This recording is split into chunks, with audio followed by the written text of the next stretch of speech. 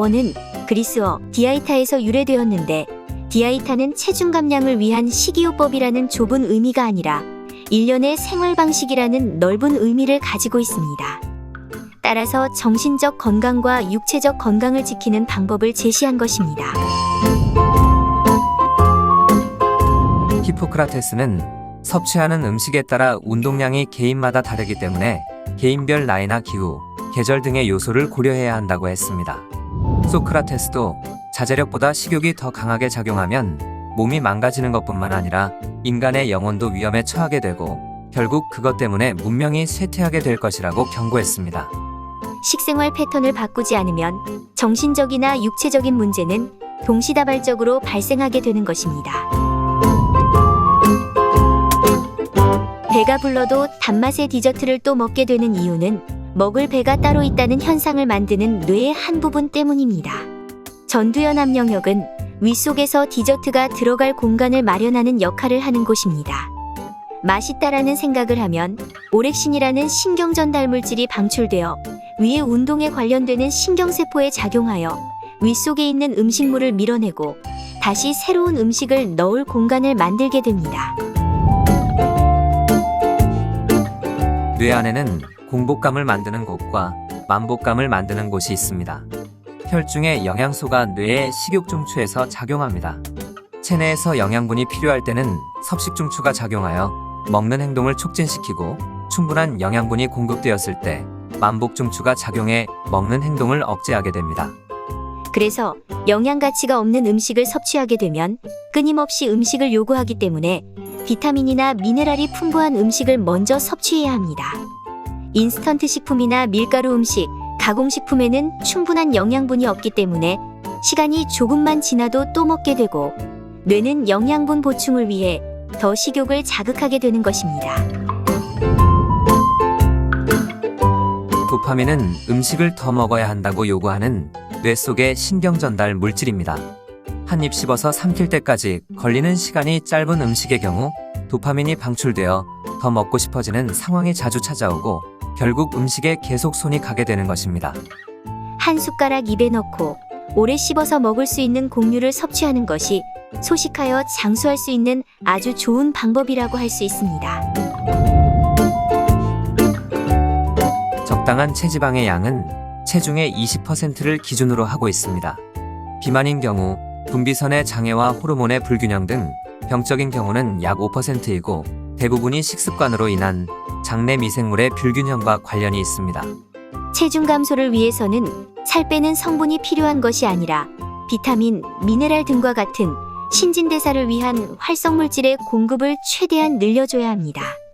몸의 신진대사가 정상적으로 이루어져 몸이 건강해지면 살은 저절로 빠지게 되어 있습니다. 체중을 빨리, 쉽게, 아주 편하게 요요현상 없이 줄일 수 있다는 희망을 주는 말이나 정보에 현혹되어서는 안 됩니다. 특히 다이어트에 어떤 제품이 좋다느니, 어떤 프로그램으로 몇 킬로그램을 뺐다느니, 심지어 3일의 기적, 7일의 기적 등 무수한 다이어트 방법들이 등장하고 있습니다. 그래서 매번 새로운 방법으로 시도를 하고 실패하고 요요현상이 일어나고, 그러면 스스로 다이어트 패배자라고 생각하면서 자존감을 많이 상실하게 되는 경우를 봅니다. 그만큼 비만이나 다이어트에 민감한 심리를 이용한 상술의 일종이겠지만, 우리 몸의 생리구조를 바로 알지 못하고 살을 빼겠다고 덤비는 것은 참으로 안타깝고 무모한 행위에 지나지 않습니다.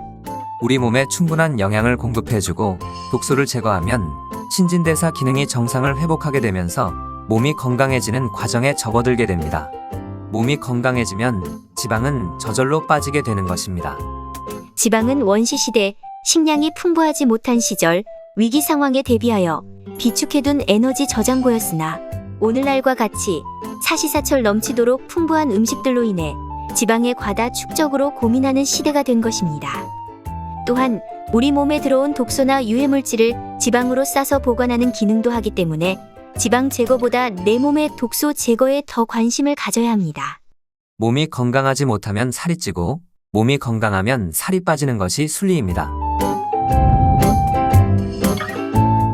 몸을 유지하기 위해서는 에너지원으로 사용할 수 있는 연료를 공급해야 합니다. 그렇지 않으면 과식이나 폭식 충동이 작동을 하게 됩니다. 배고픔이 극심한 상태로 가면 의식적으로 적당히 먹어야지라는 생각은 아무런 의미가 없어지게 됩니다. 우리 몸의 생물학적인 배고픔 신호를 존중하고 감사함으로 받아들이고 이 공복 상태는 장수 유전자 스위치를 다시 켜는 상태가 된다는 믿음이 중요합니다. 정신적인 스트레스를 많이 받게 되면 음식으로 스트레스를 해소하는 경향이 있습니다. 하지만 음식은 그 어떤 감정도 고쳐주지 못합니다. 음식을 이용하지 않고 대처할 수 있는 방법을 찾아야 합니다. 불안, 두려움, 초조, 걱정, 근심, 분노는 삶에서 누구나 경험하는 감정 상태입니다. 모든 감정마다 심리적 방아쇠가 있고 또 이런 감정 상태를 제어할 수 있는 진정제가 있습니다. 이 감정의 진정제는 음식이 될 수 없습니다. 단기적인 위안을 주거나 잠시 정신을 분산시켜 감정을 못 이게 할 수 있을 뿐 근본적인 해결책은 아니라는 것을 인식해야 합니다. 비만이 관절 문제, 심장질환 등의 원인으로 우리 몸의 건강을 위해 해결해야 할 문제이지만 지나친 스트레스나 상술에 휘둘리는 다이어트는 오히려 건강에 해가 될 수 있습니다. 당장 쉬운 방법으로 살을 빼겠다는 시도보다 먼저 무엇을 먹는지, 얼마나 독소 환경에 노출되어 있는지, 장내 환경이나 대사의 문제는 없는지부터 살펴봐야 합니다. 감사합니다.